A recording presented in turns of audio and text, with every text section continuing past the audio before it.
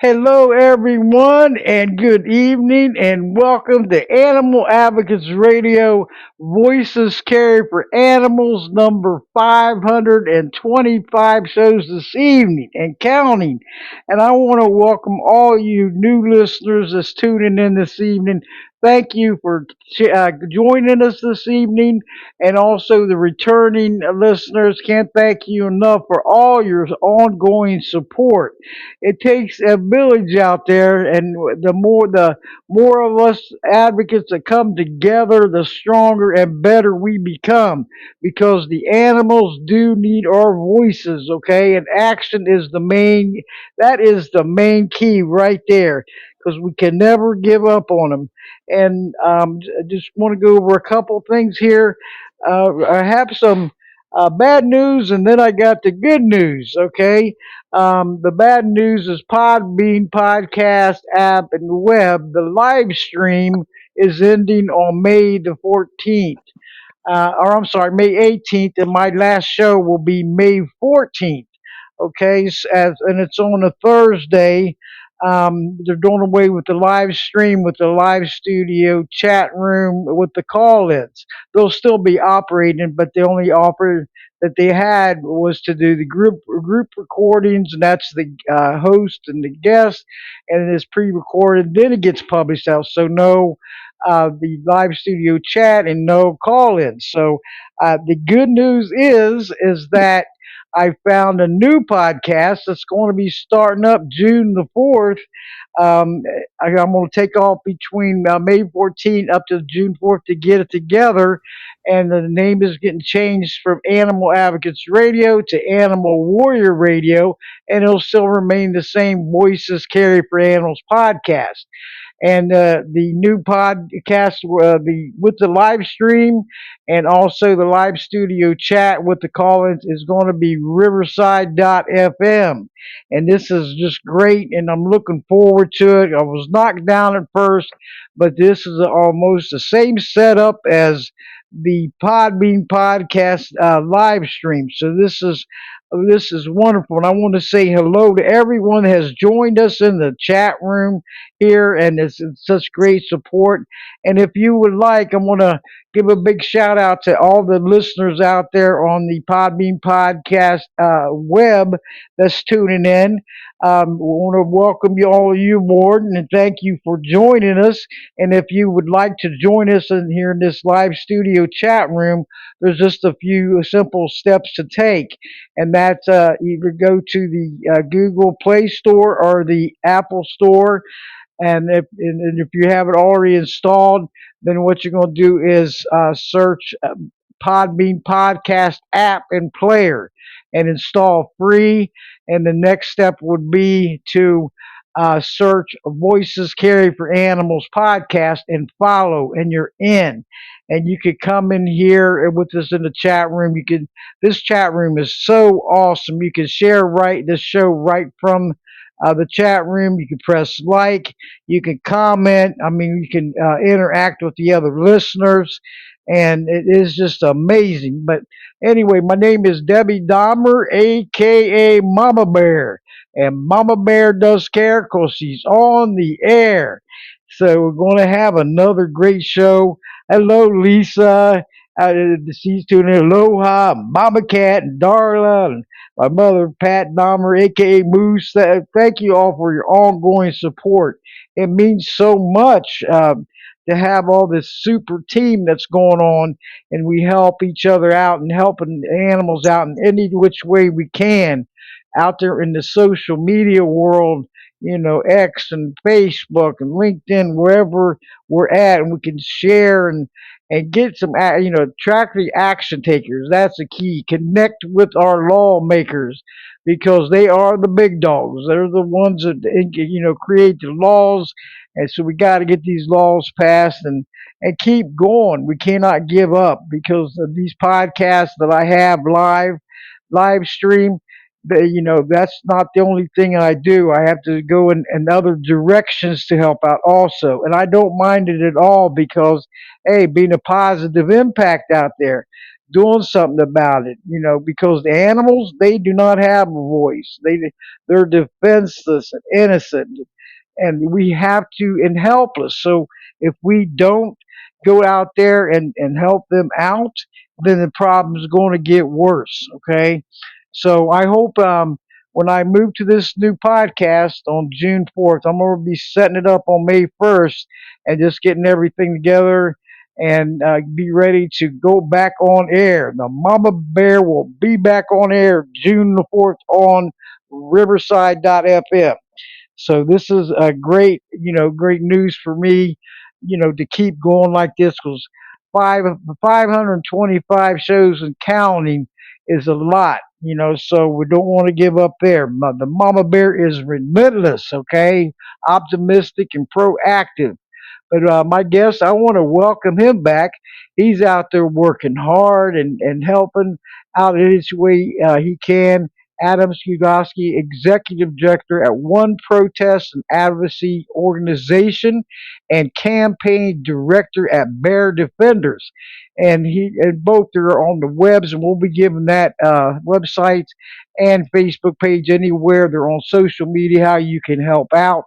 The topics this evening is going to be the Dog Wars website and farm abuse investigations and Florida Black Bears Trophy Hunt update.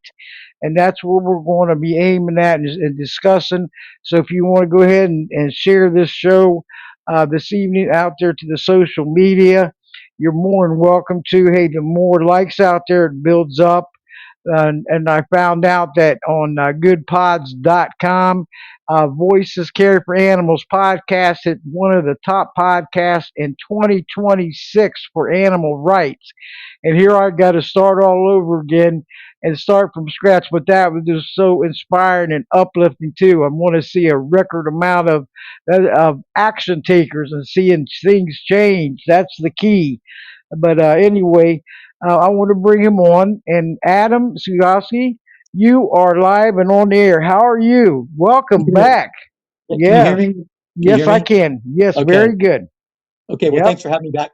Thanks for having me back on again. It's always an honor and pleasure to be on here to kind of let people know what's going on with these different topics. Yes, keep us updated because the more exposure, Adam, the better. The more times you come on and you see, and the audience can listen to see what's going on, the latest update, and the better, or how they can help out because it doesn't stop here. The more of us come together, hey, the stronger we become. Strength in numbers, and that's what Mama Cat says. So. And but go ahead and if you want to start with the Dog Wars website and tell them what's going on. It's sickening what's going on with that, So in these cities here in Florida, that's what we'll be discussing this evening. What's going on here in Florida, everyone. So if you're living in Florida, and what I'll be doing is taking calls later in the show. I'll just try to refrain from any noises in the background. TVs, radios, and you could listen to this show, download this app. We got three more shows after this evening but you can, get notified when the episode is completed. When every Thursday, you can also click join because you get all followers will get a notification on their phone. So it is an awesome setup, and I'm looking at the Riverside.fm, and it looks like it's pretty much the same, which is a huge plus. But go ahead, Adam. This So is this basically, is yes. Go ahead. so I'm basically, sorry. a lot of for the past 5 or so years, I've been doing an investigation into the use of dogs to hunt deer in Florida. And, I had the website, thedogwars.com, which is very comprehensive. So I basically follow these hunting groups around. They'd be letting like unlimited packs of dogs go. And the hunters have such a huge advantage. They have GPS tracking. There'll be convoys of 7, 8 trucks, up to like 10 to 20 dogs chasing with GPS collars. So what these guys will do, and what in this year specifically, what I did was I did a lot more like field work where setting up trail cams in different locations and hotspots, mapping everything out. And I really see like it's so unregulated. At the end of the year, after a hunt happens, the FWC is always like, "Oh, successful hunt. We were out in the field and stuff." Well, I was out in the field. I barely saw them, and I saw so many violations. Like hunters cannot shoot from their trucks, which they do. They're shooting from almost paved roads where normal traffic could go by. And these guys are like in the morning times, I would notice them, they would get there super early before hunting season opened, and they would actually spotlight the deers where they're bedding down at night. And one of the things a lot of people don't know is like the hunters like to use I was taught this by some people I've been working with. If you drive around these areas, you'll notice like a can on like a tree branch or a piece of trash tied. And this isn't by accident. What the hunters do is they're basically, because they're using radios and other hunters can listen to their radios, so they'll secretly mark areas where they've either baited the deers or shined them the night before, so their hunting buddies know in the morning to let their dogs go in that area. So that's kind of stuff I've been dealing with, and like the FWC is not going out there. It's kind of the Wild West. And so my big goal with this is to kind of expose this and get it highly reformed is one of the biggest issues I'm doing right now. Just to get what these people do and how they activate, the dogs, because they'll basically find a spot where the deer are running. The dogs will get on the deer and they'll drive around and get ahead of the dogs, then line up on the road like a firing squad shooting it on their trucks at the deer coming in. I mean, this is not fair chase. This is not hunting. I mean, I doubt these people are hunting deer to feed their family. So it's a really an egregious practice here in Florida, and so that's kind of been the dog wars. This the past 5 years, but this year and last year, I've been doing a lot of much more like heavy field work with cameras and monitoring specific groups. Yeah, it's animal cruelty front lines. I mean, this suffering you got to stop. I'm getting them out of harm's way because there's no acceptable excuse for it. For these animals suffering like that, and you look at it, Adam, and you say, why can't they leave them alone? Is it that difficult and get treated with dignity and respect? They feel pain just like we do, suffer and eat, sleep, smell, and walk, and they deserve their animal rights granted, not violated or swept under the carpet, to attack, the innocent deers out there. Deers are awesome animals. They're not monsters or anything. They just want to live their life comfortably and live out in the wild and with their families and everything. They're like we do, Well, so. I'll give you an example of when I deal with these hunting groups. If you listen to them, it's all about tradition, yada yada yada, like and they talk about like we've been doing this for so long, but that's actually like this kind of hunting has changed in the past few decades with GPS and more modern equipment they can use. And here's one thing here's a story I'll tell you about what happened a few months ago before the hounding season ended. So I monitor a lot of these guys are using radios and I can listen to them. And so where I was at, it was right near the Alabama border. And this hunting group, they knew they were on the border, which once you cross over to Alabama, it's completely illegal. And he's got some of these groups have been got ticketed for that in the past. And there was a deer there. I could hear him like the deer's about to cross a line. Well, the hunter took a shot at it. He hit the deer, but because it crossed the state line, they didn't chase it. So they were so lazy that they shot the deer hoping to get a quick kill, but they didn't, and the deer ran off. So now, as a wounded deer, they're not going to cross the Alabama border because they don't want to get a ticket or in trouble. That's just total disregard for that animal's life. Mm. And I think what happens is like hounding is kind of this called an insular moral subculture where they're in this bubble, and for your average person would seem animal cruelty. To them, it's not, because it's so conditioned and like, no, it's just hunting. Hunting can be tough and like blah blah blah. But they have almost conditioned themselves to not feel compassion for some of these animals. And that's what I've really noticed with this. It's like they don't take anything I do. They think it's like I'm exaggerating what I do. I'm only showing specific clips to make them look bad. I'm like, no, this is bad overall. Like I'm just trying to light on this thing, and you guys just don't want to see it. And one thing that's been interesting is there's called the Southeast Dog Hunting Association. And when I've been making posts, about the investigation on our different social media platforms, they have been making posts kind of to counter my posts. And in some instances, they've been telling their hunters, don't basically do what I'm saying they're doing.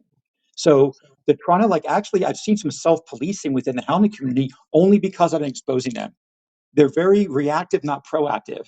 So all this stuff has been swept under the rug for decades. And now that I'm bringing to light, they're like making sure their hunters like, I came across one time, which is very strange, but I came across it, and kind of viewer discretion advised, because some of the stuff I say is can be graphic.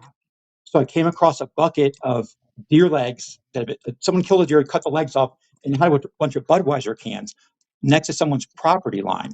And what that is, that's the hounders intimidating the property owner, because there's a lot of property conflicts where the dogs will like run over somebody's property. The property owners calls the FWC.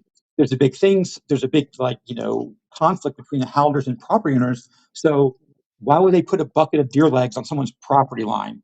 Like that's an intimidation tactic. So that's the kind of things I've been dealing with, the past 5 years. Mm.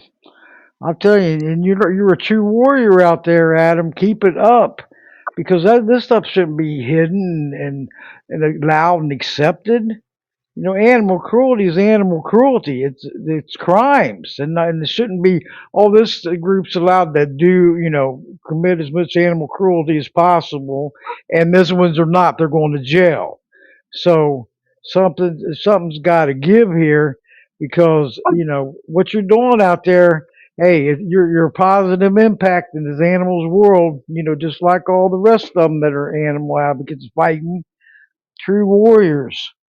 And we have to keep fighting, because this like it's been going on for decade after decade. And it is totally unacceptable in our eyes and our what is happening here, because Well, these animals don't have a fighting chance without us. and Yep. this has been going for a long time, especially with the hounding community. And Mm. and I think that there's finally, I think we're getting some traction now. The future of what we're doing with this is like, this is a long game. Like this isn't something you post and it changes overnight. This is something we're doing.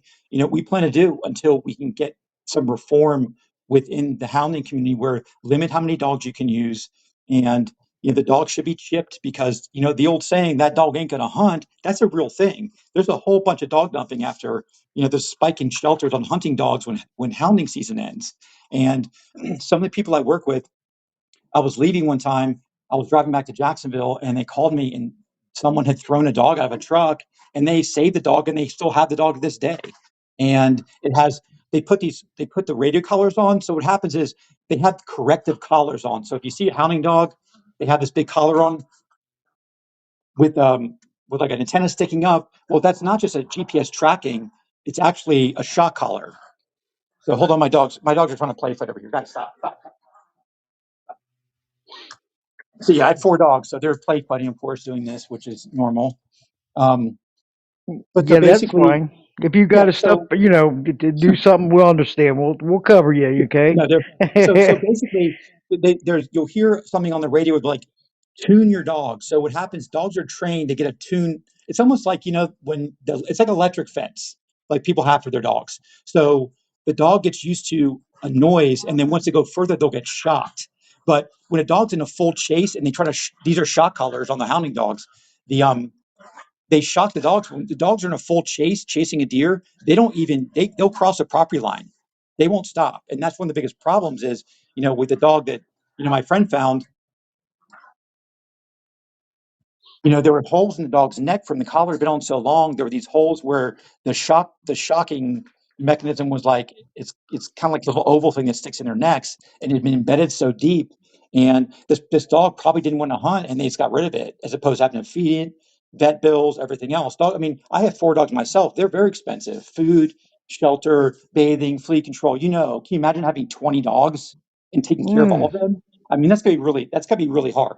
You know, so, these are some of the issues we're dealing with. And now, this year with the Florida bear hunt, they're going to start to be able to train their dogs to hunt bears, and then next year use dogs to hunt bears. And that's where we're doing a very overlap showing what's happening to deer and what's going to happen with the dogs. And that's one of the things that it troubles us. Just more disruption for wildlife, more disruption for the forest. When a pack of dogs runs to the woods, if they're nesting birds, they might chase a bird. If there's a turtle, snake, I mean, it just like if they're running through the woods and whatever they come across, who knows, what they're going to do. So it's just very disruptive for ecosystems in general, this kind of practice. Mm. And if you look at it, with all this going on, that bear hunt in December, it was what, from December 3rd to the 28th, I remember it. It was so injustice what happened there. 5 of the 7 of the FWC were developers or hunters. The black bears didn't stand a chance. No, Injustice as hell. but Whoa. the biggest problem, going back Mm. to the bear hunt this year, I mean last year, was they removed all oversight. So in 2015, they had to bring the bears into check stations. But with this hunt, it was all this honor system, which is kind of, I mean, it's laughable. An honor system for trophy hunting bears, give me a break. You know, so they can say whatever numbers they have, but who knows what numbers, because there's no public oversight. They erased that because they knew they didn't want the public to see what really happens. And I know I had trail camps up in multiple forests all over the place. And, in this one area, I got a ping on my cameras, and I use cellular trail cam. So I get the information like up to date. Like I can be in Jacksonville and have my cameras all over the woods and still get pings and see what's happening. There was one area, there were so many dog hunters during the day, and at night, this mom and her 2 cubs went by on my camera. And the next day, there's so many trucks driving by, letting dogs go. I can't imagine that poor bear. The bear already has to deal with like developments happening in Florida, deforestation happening, and then now packs of dogs. I mean, it kind of blows my mind that this isn't that they can't see how bad this is for the environment. And harassing bears, using your dogs. And I'm sure a lot of people remember, the Pam Bondi thing was it 2018, where they busted those guys training dogs on bears. It was that big animal cruelty case. That's what's going to happen. So, you know, cockfighting's illegal, dog fighting's illegal, but now using bears to hunt dogs is not illegal. It's like legalized cruelty, and you're basically Right. pitting. Yeah, and if a dog chases a bear through the woods, the bear might, and if some mom with cubs, a lot of people don't realize, but when a mom forages, she might stash her cubs somewhere and kind of go off and forage. Well, if a pack of dogs runs through and she's separated, she might just fight or flight and like run, and the cubs are left there. So, and to us, this is unacceptable with all the pressure on black bears right now just to survive in the state of Florida. Mm. All this, I mean, what's going on? It's and you're relentless. You do not give up, and I give it to you. Bear defenders and one protest. You get down. Bear Warriors United. I mean, keep up the good fight. Especially with these lawsuits going on and everything, because there wasn't a bear hunt what for 10 years or something, or a little over 10 years out Yeah, down here in Florida. yeah. There was in 2015 they had the first bear hunt in 20 years, and then in Mm. 2016 we stopped it. the protesting, collective efforts, everyone going to the meetings. I mean, it was a really good outpouring. And since then, you know, the powers that be have been plotting against us for a new bear hunt, and they got it because, you know, like you said earlier, the commissioners are developers. Like Gary Lester is the one who pushed this. He's a land developer. Why should this person be anywhere near wildlife? Like, you know, Nicole is kind of like my second hand in this, like for all the campaigns, Nicole Cordano. And we work with groups in Asheville and Washington State. And when we fought a bear hunt in Washington State, they wanted to open up a new bear hunt. And so there's a big meeting, and I was actually shocked. The commissioners were 50-50. There was like biologists, environmentalists, ecologists, and then you had the hunting side, and they would argue. FWC is the complete opposite. It's like, hey, pat in the back, great job. There's no like introspective and critical thinking within the organization. Like, what can we do better? It's almost like a pat in the back. We're doing great. Like, hunting's going well.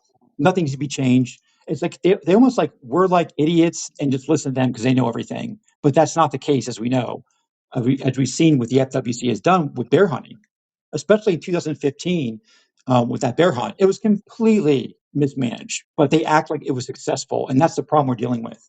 You know, we're a big government organization, and they can pull all the strings, and we're basically left to just make noise and do the best we can to fight it. That's right. The louder you bark, the more you're heard out there. And to get up on and to tell these and say, hey, this is what you're doing here is animal cruelty. They're suffering. Let's get them out of harm's way. We're all on this earth temporarily. Let's make the best of it. Including all the animals, and they all deserve better. Doing all these podcasts, some of the stuff is so mind blowing. What's going on, and it's allowed and accepted. This is so wrong. All these Well, animals deserve better than this. well, I think it's like one of the biggest problems I think with a lot of agencies like this is they're very short-sighted. Like, what's Florida going to look like in 100 years from now when we're all gone? I mean, what's Right, this state going to look like? Like, they're only thinking about what they want now. What does the future need? And that's where, like, there's such short-sighted thinking to appease hunting groups. I mean, come on, the biggest tale of corruption in the FWC is the Safari Club International is the number one trophy hunting organization, probably in the States and not the world. And they basically give out awards at the FWC meetings. The Safari Club gives out awards, a trophy hunting group gives out awards, and they work directly with the FWC. How is that like legal? A trophy hunting group. And how is that even ethical? Like there should be right, separation. It's like church and state separation kind of thing. It's like, but it's not. The FWC is corrupt when it comes to these hunts because the FWC is like at their side, and that's one of the things like we've had to wrestle with is like how do we tackle that? right. And it is so injustice. I mean, developers and hunters, taking a vote. You know what they're going to vote if they're going to be against the bears right off the bat, right from the beginning. And it's not right. It's totally injustice, unjustifiable. I mean, This cruelty going on. the FWC meeting was, I went to the ones in Ocala and then the ones in Havana. It was a dog and pony show. I could see the writing on the wall. It didn't mean we were going to move forward protesting and try to stop it, but you could just tell there was just very disregard for like dismissing us, like sweeping us under the rug. And they had their intention set. And I think a lot of people already knew that. And I think in the last podcast we talked about that, the one Yes, last year about it. And we can never give up, but also too like as a person who like strategically thinks about campaigns, and I kind of saw the writing on the wall. I was like, this is not good. This is not good. It was like very defeating after the Ocala meeting. I was like, oh, this is horrible for us. But you know, we did get 10 years of no bear hunting, which was a victory. And now we just have to kind of regroup, reassess. The lawsuits are happening, and I think with the dog wars exposing deer dog hunting and now using dogs to hunt bears, we can really like show how bad this is going to be for the bears and for the deer as well, and for the environment as a whole. That's right. And you want to give the listeners out there your Dog Wars website, and everyone take some time, meaningful time, and check out their website and learn what's going on behind the scenes. You got some great websites there, Adam. Even Bear Defenders out there. Check it out. And even on Facebook, they're on there. So, and all and what I'll do is you can give all your social media and where you're at, how they can find you, and go and once you check it out, share it, copy the address up at the top, and share it all over the place. Bring more awareness and alert people because some people don't know what's going on behind the scenes. They get too busy in their lifestyles and with their families and working and their spouses and everything, and then bring up the conversation. Hey, did you know this was happening here in Florida or that? Because You hey, you know, education is the key. Deb, Educating. you actually make a Yep. good point about like people being distracted, and that's one of the things that was. I mean, if you look back 10 years ago, the media landscape was very different. I mean, it's crazy in 10 years, Yes. and I'm not going to get into political stuff whatsoever. But what's happening in our world now, Iran war, and everything else, there is so much real gas prices, food prices, cost of living, people trying to Yes. survive. And, you got to kind of like understand, like, some people are trying to put food on the table because of what's going on in the country right now. And it can get very hard for them to get behind a campaign like this because of that. And it's completely understandable. 10 years ago, it was nothing like that, which is kind of like we talked about it internally about how much has changed in, a decade fighting this. But that just means we have to just adapt to keep going. But we also have to realize that the landscape has changed with this. So you have to be more strategic, more focused, and just keep going. And we're to lose some, win some, but it doesn't matter. You keep pushing forward. That's right. Keep pushing. And then the more supporters, hey, strong leaders and strong supporters equal strong victories. And when we all, multiply and hey, multitask out there, help out. That's what I do also besides this podcast. Wherever I can help out, I will do it.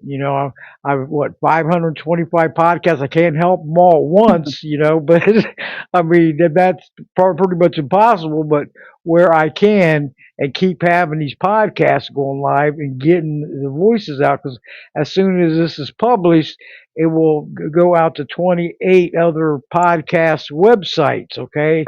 Spotify, iHeartRadio, Player.fm, Podserve.fm, Apple, Amazon. This list is huge, plus two websites, two YouTube channels. So the word is getting out there, and I'm hoping that this new Riverside.fm is going to do the same. One door is closing. I got to start from scratch, but I'm going to be working hard to get it up there.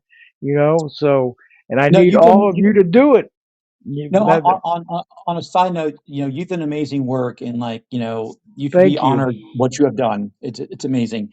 All the people from like Kate McFall, you Katrina on like the lawsuit, like you've been doing I mean, and we all do our part. Like a lot of people, like I do the investigation stuff, which is definitely a little more dicey. Like I wear bulletproof vests, we're armed, we're ready. We don't want any kind of things to happen, but we're prepared for it. But we definitely kind of go in the belly's beast to do these things. And but what you do, like running a podcast, that's not in my wheelhouse, but you're doing it. So it's all our collective work coming together that makes a difference, because each of us, like one of my friends, she has Dina's Diner, which is a vegan diner in South Florida. And like she tells me she loves the work I do, but she cooks great vegan food, and that's her way to give back. And so we all have our ways we can give back. And I think it's very important. And I want to like thank you for what you have done, Debbie. Hey, you're so truly welcome. I do my best, but can't do it alone. It takes a village, and I don't. I'm relentless. Quitters never win, and winners never quit. And I can't. When I look at victories coming in, I can't take credit. But when you're involved, it's a human chain reaction to take action, and then that's where it's at. And bringing all this together. Every effort counts, just like your friend at the vegan restaurant. I mean, if you're out there on your social media, animal advocates giving a big shout out to you, all of you, animal rights activists, animal lovers, because the animals really need us. We got the animals that get treated with dignity and respect, and then we got the ones that don't, and that's where we got to fight for, because they all deserve to be treated with dignity and respect. Getting them out of harm's way is the key. Better But lives and futures. yeah, Yep. and that's a point to bring up, which is actually very strange that like a hunting dog in most states is not seen as like a companion dog. There's a different rule set, but it's blurry. It's not like some places more set, but a dog that's working in hunting does not have the same rights as like the dog you have as your pet, which is very strange. Like, the harm that can happen for a dog, like a dog chasing a bear, getting mauled and disfigured from it. Well, wouldn't that be kind of animal cruelty because you put your dog in that situation? But as a hunting dog, it doesn't have the same like protections, and that's one of the crazy No. things that hunting dogs don't have the same protections as companion dogs. Yeah, and it does. What's wrong with this picture? I mean, Yeah. it's like they got the green light to keep animal cruelty going with them, and do anything they want, and it's sickening. And something's got to change, and it's all up to us to do it. Because if without us, they don't have a fighting chance at all. They have to continue to be suffering, and I mean, just to hear about the attacking deers, and it's not the dog's fault. They're trained that way, or even in the bears. I seen videos. Couldn't even watch it. It was these six dogs attacking this bear that fell from the tree. That's where they Yeah. made him, and I couldn't deal with it. It was sickening. It's like, Yeah. is this really happening? I mean, that I mean, poor bear. Whoa. I mean, trust me, Debbie. Like some of the stuff I have to go through and watch and record in person and online to build kind of a case against it. I mean, I don't want to do this. Trust me, I don't want to do this. Mm, But sometimes you gotta kind of do it. It's hard. It can be very hard to do this stuff, but yeah, I it just mean, has to be done. that's right. And you have to be a true warrior and do it, and keep going. Because I mean, the stuff is sickening, and I'm getting before I was hearing, I can't watch that, or I don't, I know about that, but I said, but you have a voice and you're important. Okay, take that action. If you don't like it, do something about it. Don't look the other way, sweep it under the carpet, because things is not going to change that way. Change does not happen overnight, and being silent is no solution for change at all. So we have to speak out. We have to report it. We have to do something because, hey, we want this future for the animals to be better and their and lives not worse or stay the same because they need us. And what in every effort out there, everyone, share on that social media, whether it's Facebook or X, LinkedIn, this goes on. Because there's plenty of social media out there. And when I'm looking at my news feed, you wouldn't believe the stuff that's coming through there. I mean, it's overwhelming. Well, And it's whoa. Yeah, go ahead. I want to make a point too about what you're saying. You know, I've been doing this. I fought Ringling 2005, and for 10 years, in the circus downfall, and that was like mentally crushing. Like documenting elephants, like going insane in the cages, tigers pacing, crying out at night for years and stuff. But it did make change.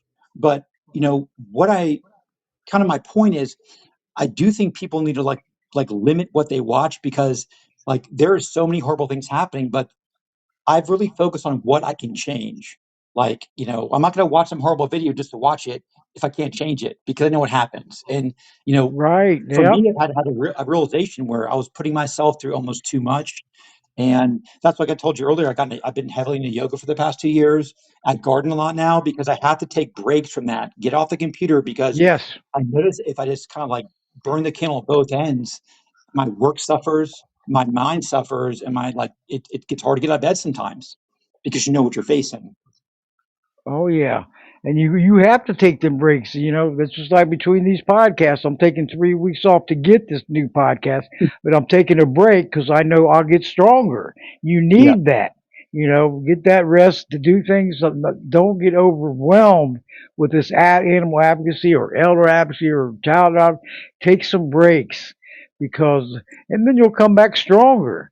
You're being a positive impact in this world, not a negative one.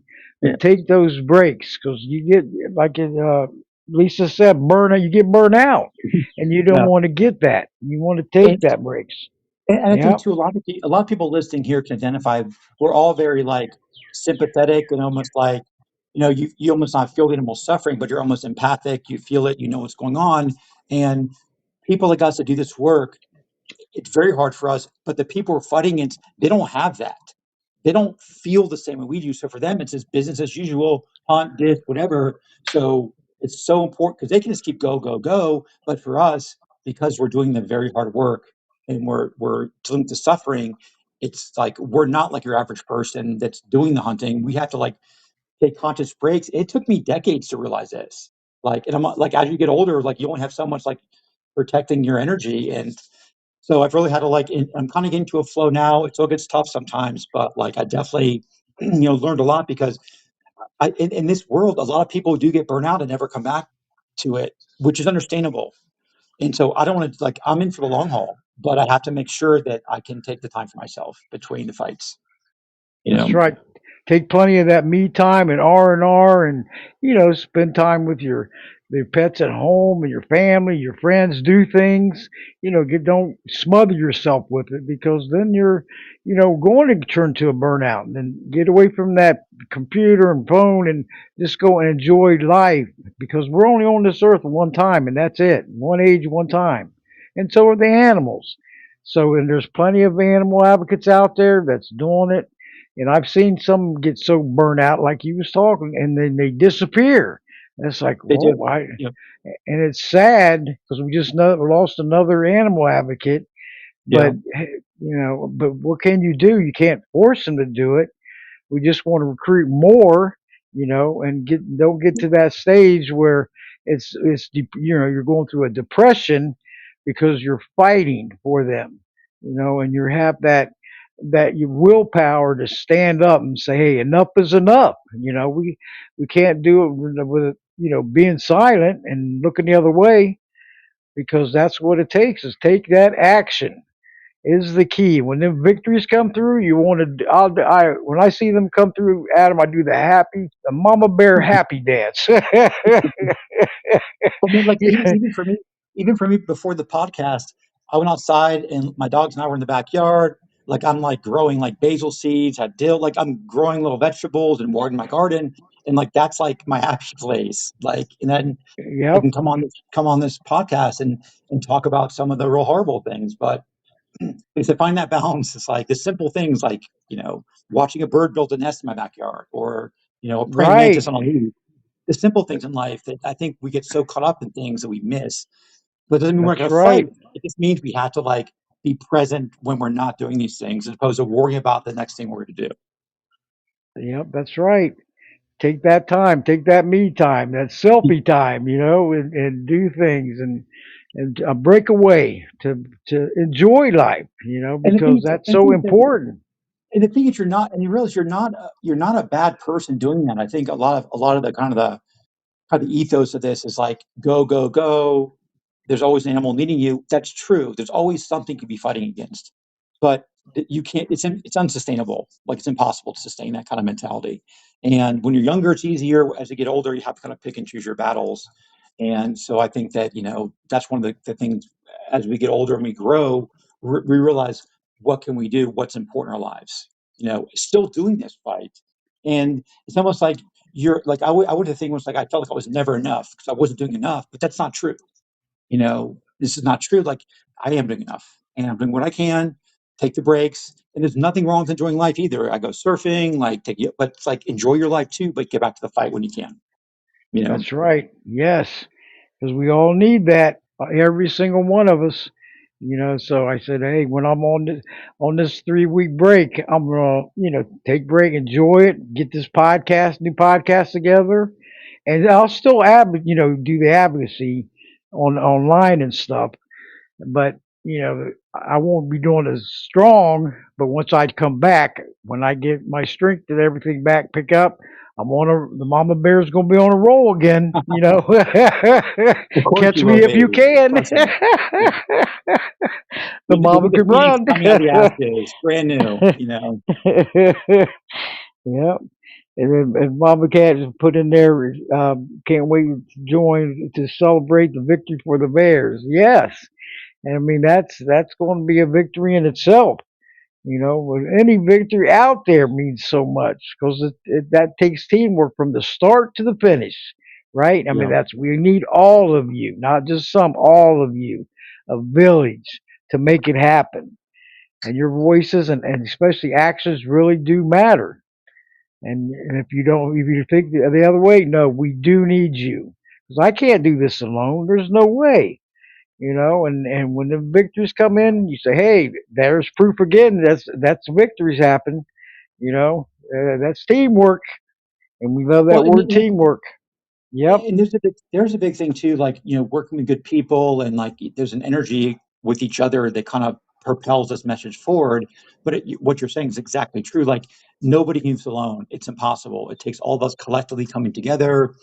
You know, and the one thing too is, like, I realized, like, a lot of this work was making me like very angry to the world, and that's like, I'm almost letting the hunters win. Like, I'm not gonna let them make me angry, and I'm not going to hate them either. Like, Right. these Yep. people grew up a certain way, which I have to understand what way they grew up to best push the message to get this thing reformed back. And so a lot of times it's like, I don't, want to feel anger or hatred towards them either, because that's not helpful. These are human beings. They grew up differently than I did. They have their own perspectives, and like, sometimes I'm like, where can I find common ground with these people? Where can we, like, shake hands? Because even if I disagree with somebody, I am I'm not going to attack them. I will be like, we can disagree completely. There are a few people in the FWC meetings. It's when I Bill George. We see each other at meetings, and he's like, "Oh, what are you fighting against?" I'm like, "What do you think I'm fighting against?" And we're complete end of the spectrum, but we can still have a conversation and shake hands. He's a hunter, I'm not, so it's like, but building that bridge, I think it's worth it. Just you're kind to each other, even though you disagree, and that's one of those things too. As you evolve doing this work, you have to kind of see that, you know. Agreed all the way. Educate, don't discriminate. That's right there. Because there's two sides to every story, but don't discriminate against them and hate them for feeling the way they do. Because give them a chance. Because we have to come together as one and prove what's going on. Proof and evidence and persuade them to think. We can't make them feel differently, but at least we can educate them and to see the animal side of their lives. They can't speak out for themselves. They're voiceless, you know. So, but Yeah, did and you want to take some call? Did you want to take some calls, Adam? yeah, Oh, go ahead, yeah, sure. you know what? We got it. Good God, there's one more subject that we wanted, and Lisa, I'll be taking you on air in just a few minutes. About the farm abuse investigations. That was what's Okay. happening. Yeah, Yes. well, this is a long topic, but I'll kind of make it quick because some people might know. But a lot of people have seen like Fairlife Milk, which is owned by Coca-Cola, and there have been investigations in them since 2019, 23, 24, and 25 against them. And sorry, my dogs, they saw Oh, a don't squirrel worry. and I'm Hey, they're giving their peace of mind. The louder you sitting bark, my the more you're phone, heard because we heard them. trying to sell my office door. Hey, they're allowed to bark on the show, okay? I've had plenty of shit with their dogs. And one time I even had a wolf howling in the background because this guest had a pit bull and a wolf, Stephen Ritt, and it was howling in the background. He goes, "Oh, I'm sorry, the wolf's out," And I said, "No, it's fine. Just let him howl." Everybody loved it. So, but I'm sorry. Go ahead Oh no, with so the. basically, I've been involved fighting against with the group Animal Recovery Mission Arm against the Fairlife, and I did investigations with them where I would track dairy trucks, because what happens is, Fairlife has a history of abuse. It's well documented, and every time they get busted, And like viewer discretion advised here, but like I had to go through a lot of the undercover footage, which honestly I will never do again. Like hours of, you know, when a calf is born, the mom's licking the placenta off the calf. They literally chain it, drag it, and the mom's crying and the baby's crying for mom. They put Mm. in a veal and they put in a veal crate. Veal crates are, they'll put the female calves in there to grow up and they're separate from their mom instantly. And because they're so young that they want their mom's milk, and so and they won't take bottle feeding. So what happens is these workers have to like stick like almost like a sprayer tube down their throats to force feed them. I mean, the stuff I saw was stuff out of a horror movie. Like, I mean, I'm watching this stuff. I just turned sound off of the video watching it. It was so horrific watching this, editing Mm. footage for them. And then, I've been doing this for a few years. So it's like, but the dairy industry, in Fairlife, if you look at their website, they show happy cows, but I watch cows get like shotgunned and killed because they were lame. It's like over, you know, Whoa. in-depth investigations, like dairy industry. And the biggest thing is, so what most people don't realize with milk is they have these big milk, like where they put all these dairy trucks, no matter where it's from, they put in big, whatever the facility is called, and they mix the milk together. Well, Fairlife's like, oh, we only source our milk from these farms. Well, no, you didn't because we follow those trucks. So that's another thing, the fraud of them saying, oh, we only source our milk from these humane dairy farms, which is greenwashing. And then they mix them with milk from other farms. And then, they'll charge you a premium product because it says Fairlife and they have good like branding and marketing from Coca-Cola. So the whole dairy industry is kind of like the commercial farming is horrible. It's horrible, and that's what I've been involved in that for the past few years, helping with investigation. Good, good for you. Keep it up because none of this is acceptable how they're getting treated. You see these pigs, they crammed in these crates and they can't move or socialize anything. And the cows, how they're getting treated, this is totally unacceptable. It's animal cruelty front Well, lines. oh yeah, and the Oh, work and the challenge with these campaigns is because honestly, like after what I've like last year, I was really heavily into like helping do all the video editing for these campaigns, and like I said earlier, like man, like going through hours of undercover footage is just like it's brutal. Like it's like watching like war crimes happening for animals. And, mm, it's hard to get someone to look at that because I don't want someone to see that. Like nobody needs to see these things. But how do you thread the needle for an audience to like maybe not drink milk from Fairlife or, pull down their dairy consumption or seeing some cow getting killed? Like it's very hard to like market that to people because I mean, most people, I mean, me personally, like I'm on a Facebook feed and I see some torture. I don't even look at that because I've seen it firsthand. I've dealt with it for decades. And your average person, I have friends that are like very animal conscious, but still they eat meat, still they do dairy. And we have like constructive conversations about it, but they don't want to know because if they actually knew what the animals were going through, they probably wouldn't even do it, you know? And this is nothing with some vegan rant, but like, this is like, if you see it firsthand, it's harder to go back to. Like your cup of milk is very different once you see what the dairy cow has to go through, especially with Fair Life. You know, yeah, just switch yourself over to their lives and you're not going to like it. They're getting tortured from the get go. No lives whatsoever. And it's terrible how they're well, getting treated. well, You know, one of the biggest things too is like I think most people know, like 40% of what mm, American food gets thrown away. So you're talking about milk, meat, vegetables, everything. It's being thrown away. 40%. So these animals suffered for nothing, because they just want to keep the system going. And so these massive agricultural farms, there is no way they could do vet care. It's impossible. Like if you look at their website, like yeah, they show the vet going out to each cow.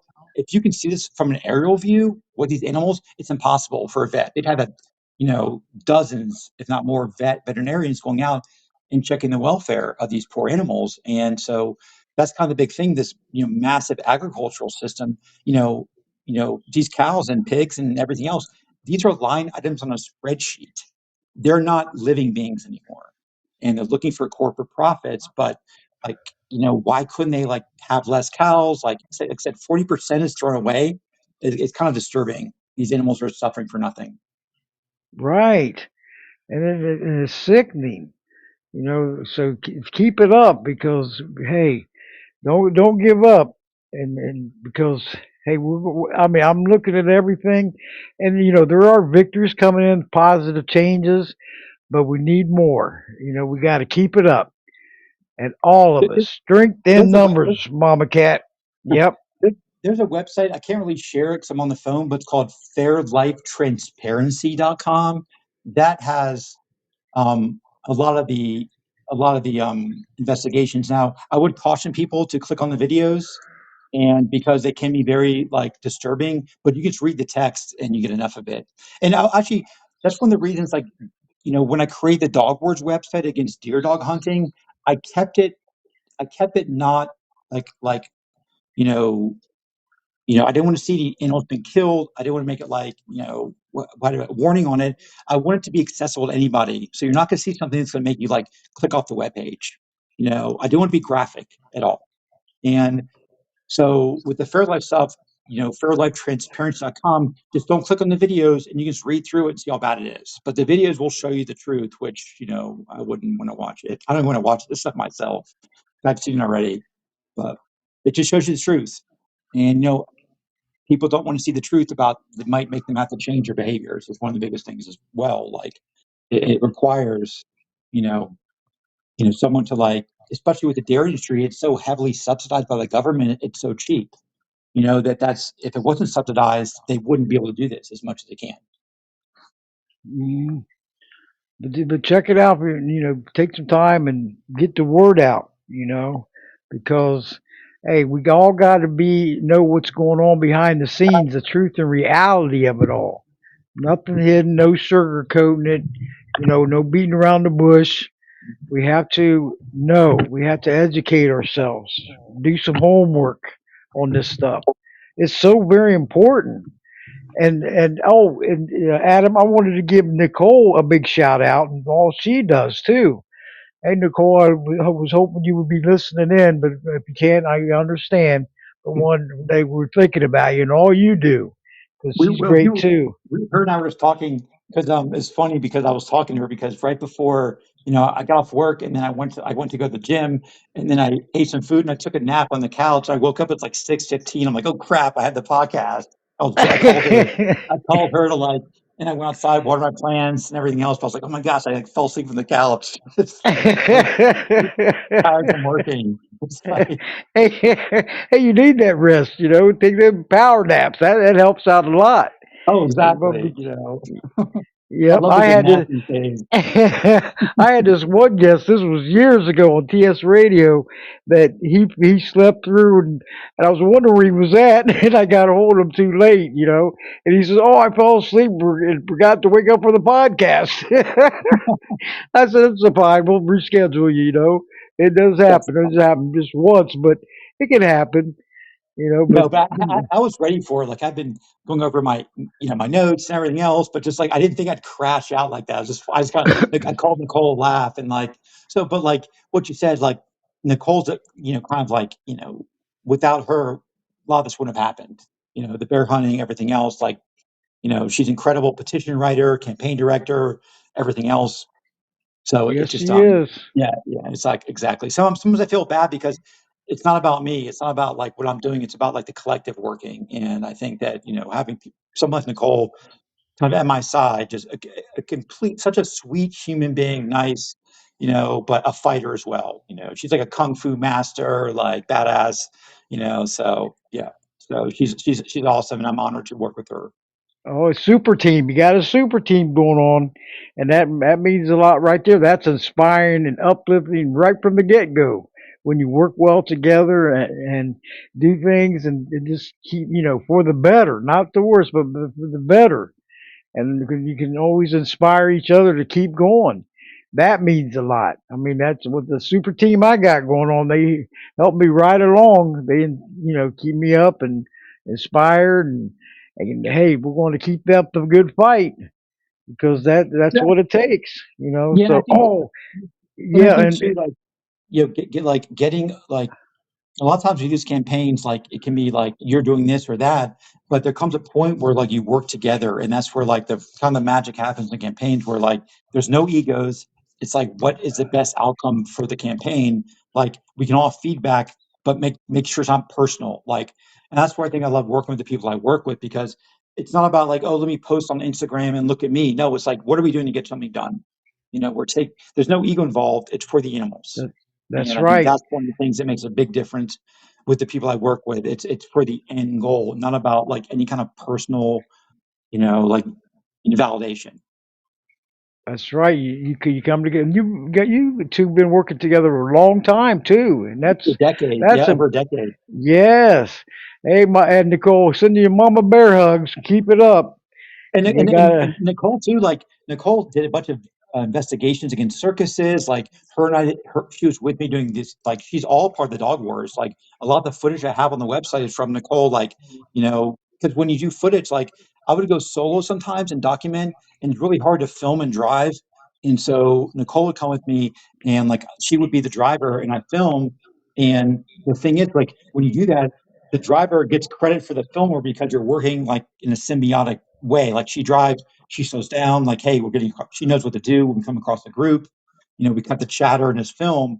And a lot of the stuff, the dog wars, she's gotten some of the best footage working with her. So it's like, she's right there with me fighting for this all the way.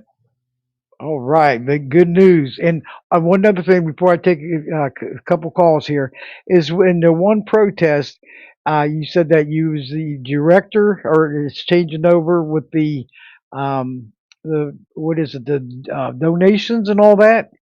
So How is what's that happening going?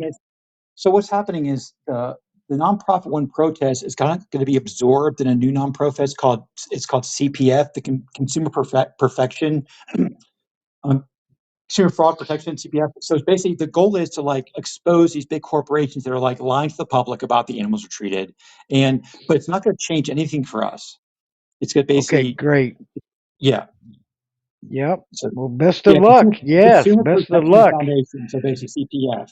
So and so basically, it's a good thing for us. It's a nonprofit with a lot more financing than we have with the bigger team, and like, you know my title is going to be like, director of operations and strategy. So bear defenders, dog wars. We have the shark, our shark campaign fighting shark fishing in Florida. Nothing's going to change for us. It's going to be pulled into a bigger group, an umbrella group in our campaign goal list. Like, nobody will even know it changed. You know. Oh, this is great. Hey, congrats and best of luck. It's wonderful. And keep it up there, Adam, because that's what it takes. Because you're a strong warrior out there and a strong voice. And guess who just entered the chat room there, Adam? This is wonderful. Kate McFall. All Oh, right. I love Yes. Kate. She's awesome. Oh, the guy I call her Great Kate, and she's been on the show many times too. And she entered the live studio chat. Everyone, the Florida State Director for Humane World for Animals. Welcome, Kate. I hope if you want to speak, press the either the mic icon or the phone icon in the lower right hand corner of your screen on your phone, laptop, tablet, or iPad. Okay, there we go. Okay, Kate, and I'm gonna take you in a minute too, Lisa. All right. Hey, Kate, can you hear I me? can, yes. Hey, great Kate, how are you? This is Hey, wonderful. great. Oh, yay. I will have to go back and listen to all the good stuff you guys talked about, but I'm a big fan of Adams and he knows that. So I wanted to just join in. Yeah, as I'm leaving this event I was attending. So always good things that you guys are working on and talking about. So anyway, just want to say hi. Hi, Kate. You're Yes. awesome. Great, Oh, Kate. This is wonderful, Kate. Keep and looking forward to having you, well, all of you back on when I get the new podcast, Riverside.fm, starting in June 4th. Okay, and I'll be getting a hold of you because there's no limits on how many times you can come on, unlimited. awesome. But I appreciate you showing up. Of Yeah, course. I was. Yes, and Katrina, I was getting hold of her. Was surprising you, Adam, about them coming on. I said we got three powerhouse organizations going to be speaking on there. This is wonderful. They call it Super Team. And that's what it takes, you know. So Katrina was going to try to make it from Bear Warriors United and everything. And I said, we're not going to tell Adam. We're going to surprise him. Well, I like, I appreciate Kate because, Kate and I fight kind of the same battles, but on different fronts. And, I have a lot of respect for her, like going through the political stuff, because that's very hard to go to the meetings and everything else where you're doing this fight. So I have utmost respect. For me being in the field, sometimes I like the field work's great because you feel like you're making that change on the ground and documenting stuff, which is important. But then too, like I could not do what Kate does. I could not do that. Like, and I respect her for being going sit in meetings, push these agendas to save animals, to help the world. So I really do appreciate Kate and the work she does. Oh yeah, everybody does, and you too. Also, it is so we recognize you. We give you all you both a standing ovation for all you're doing because you're a shining star in such a very dark world, and you're bringing light to it and for the animals, and they so well deserve. That's what it takes. A super team. And I said, Mama Cat was saying in the chat room, is that once you're in your family, and that's true. The Voices Care for Animals podcast family, and will continue to be. And we work all great together, and that's what counts. When you're, getting the word out there and sharing. Hey, sharing is caring. That's the bottom line. Keep share for the mama bear. And don't stop. Get on that social media, please, and press that share or retweet or what angle you got to go and help these animals out because they're dependent on us. They can't thank us, but when we see their lives and futures change for the better, we know we did our job. We worked together and from start to finish and seen the victories come in. So yep, you're right, Kate. He does incredible work for animals. That is so true, and so do you. I mean, it's amazing. You're amazing, true warriors. I think that's why I changed it to Animal Warrior Radio because that word warrior is very strong. And advocates is too, but this warrior changes to Animal Warrior Radio. I like it a lot better, and then hope I get all of your continuous support. Don't kick me to the curb because I will find you. Of course not, Doug. Of course not. You can run, but you can't hide. Yep. And when this starts up June 4th, hey, it's going to be hopping. I'm going to come in stronger with this little time off and get it going. Nothing's going to get me down. It knocked me down when Podbean was done away with the live stream and with the live studio chat room with call-ins. But I got back up when I found Riverside.fm. And I like that name too, I like it a Well, I lot think better. Debbie, you always have to kind of be evolving and adapting. Like this, is the first, this last year and this year is the first time I've like got heavily into cellular trail cams.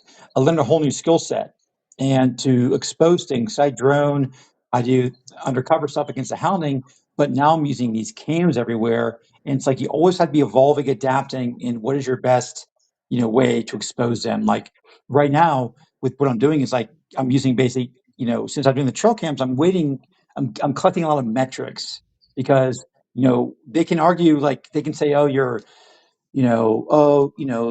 feel bad for the dogs or this or but like no, here's metrics. Here's how many trucks went by. Like here's how many dogs were released. Here's like and how is it sustainable for the forest. So I'm going about or like a scientific route with all the stuff I'm doing, so they can't dismiss me. I'm just like you know with I can never say that word, anthropomorphism, like where you feel empathy or you're putting your emotions on them. Well, we know these animals feel pain and suffering. So that's kind of true, so that's why, but we're really collecting data and stuff now to really go after these groups of the next few years. So it's kind of a long game for us. These traditions have been in Florida for decades, and so we won't dismantle them, but we're going to expose them. And I think once the public sees this, they're going to really, worry about the future of this practice in Florida using, dogs to hunt deer and bear. And I'm not talking about guys who like they'll hunt birds and they'll have retriever dogs. That is not what we're talking about. We're talking about guys who actively use packs of dogs to chase animals. So very big difference. Oh yeah, and to chase them and I'll tell you, we do need changes. Something fierce, and I'm wishing the best on the black bears. The mama bear is supporting you 100%, right? Mama bear and her cubs. So got to continue on, not give up, because if we give up, we automatically lose, and we can't have that.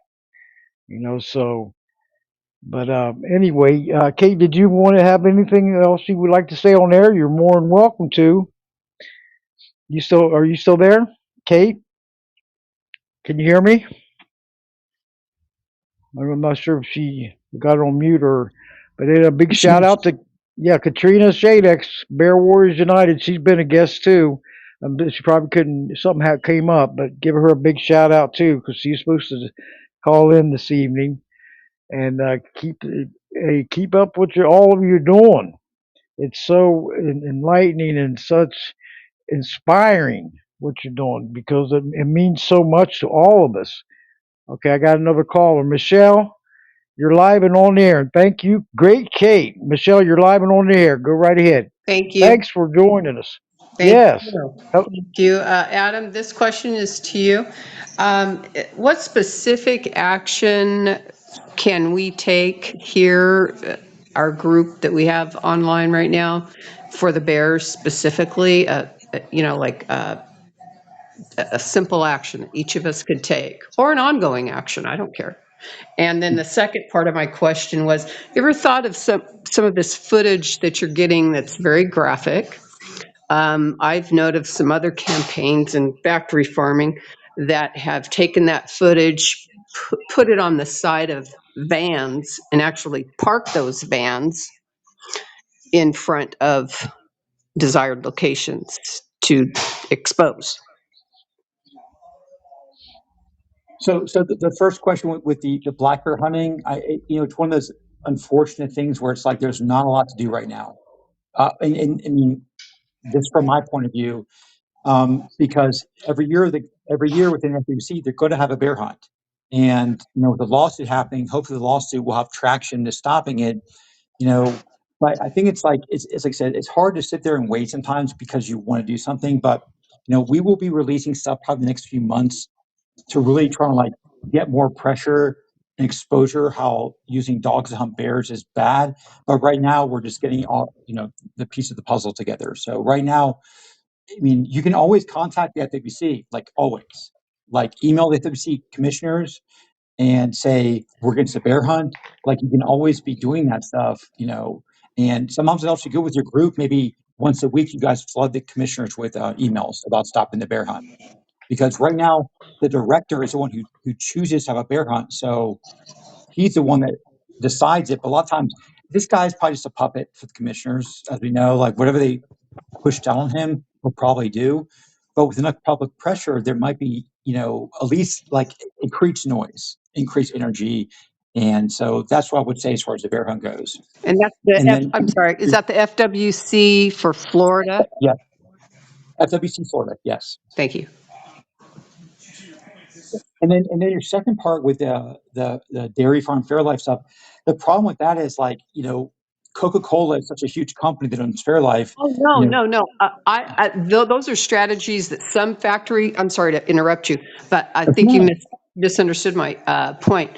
I was talking about if the footage, some of the footage that you're getting for the bears, some of the stuff that's happening to the bears during these hunts.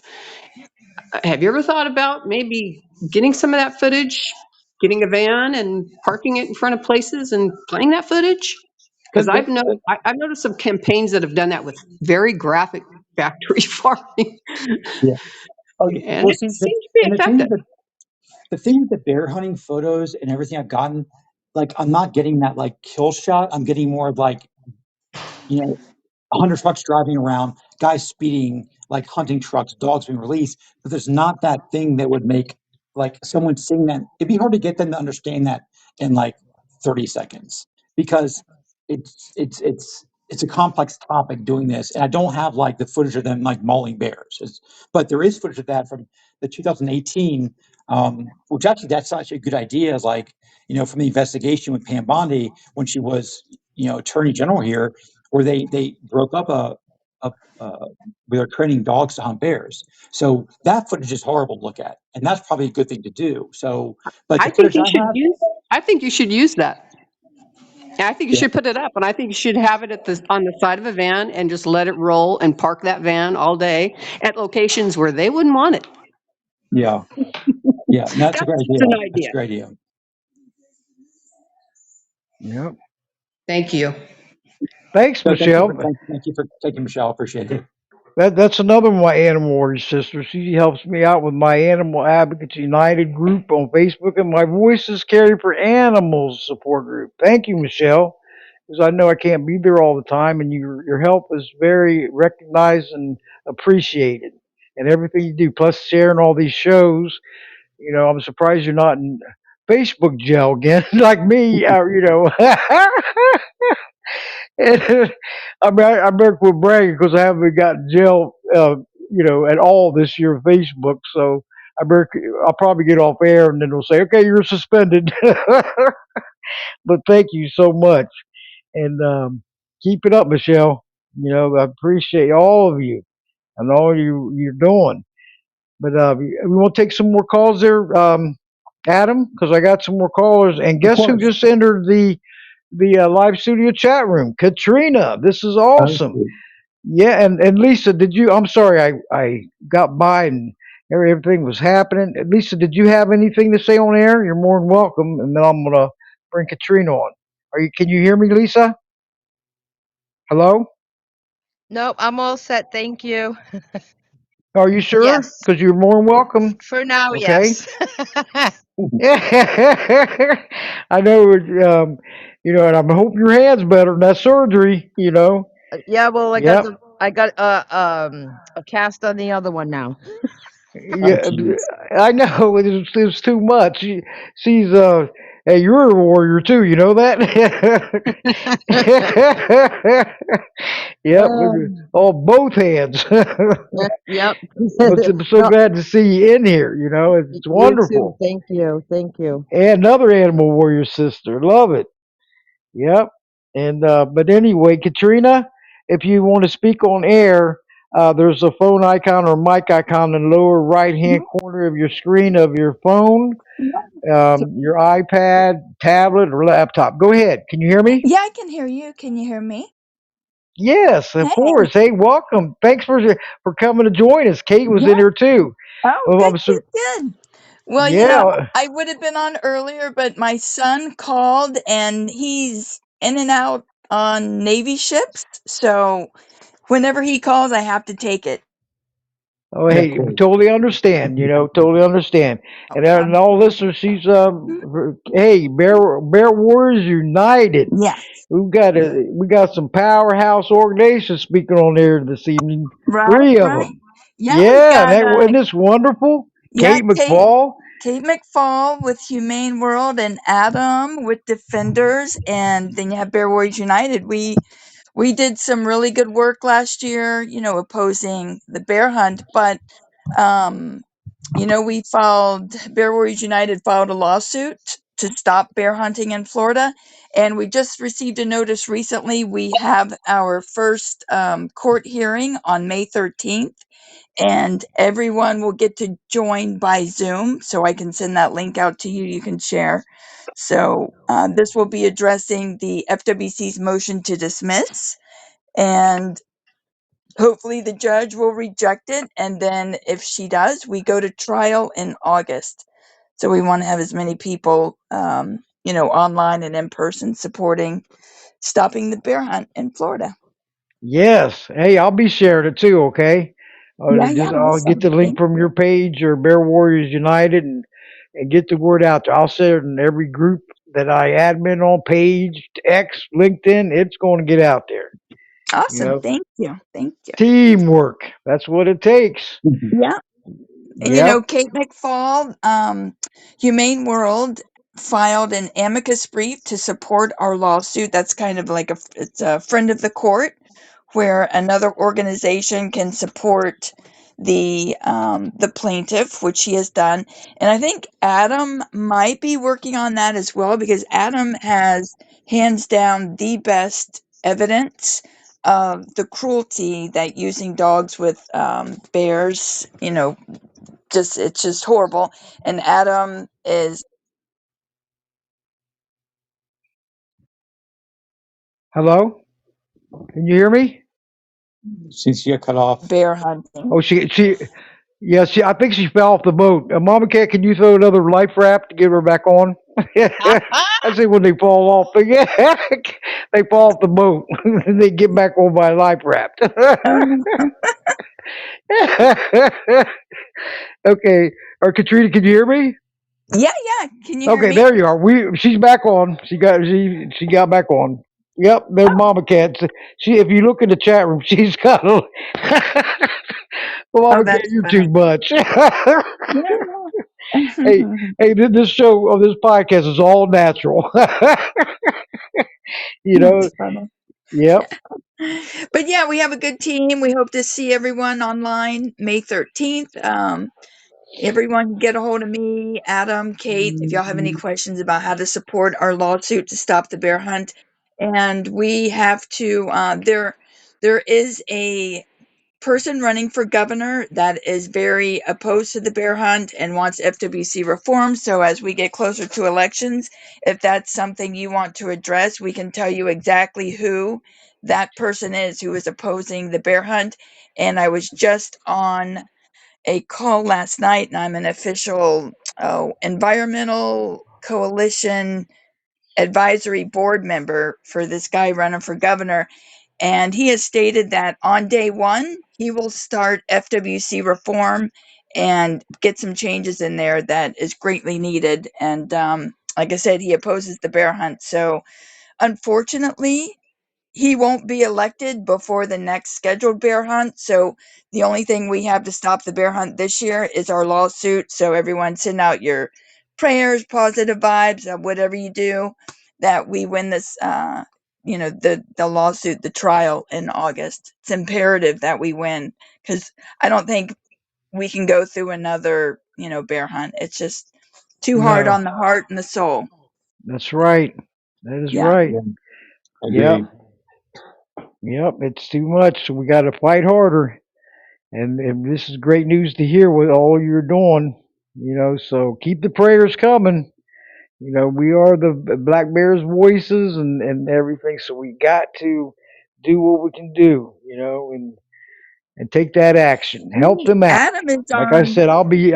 the top Yep. of the bear hunters absolutely hate him, and that's how you know you're making a difference. These people, they are so infuriated with all of the evidence that Adam has gathered on them about the cruelty, not only to bears but to their own dogs. And really, Right. hunting with dogs need to be stopped. And Adam has all the evidence, so hopefully we'll get a new person in for governor. They can see all of Adam's work, and we can get, not only bear hunting banned, but hunting with dogs banned throughout Florida. That would be Yes. incredible. Wouldn't it though? I mean, that would be Yes. massive victory too. I mean, here Yeah.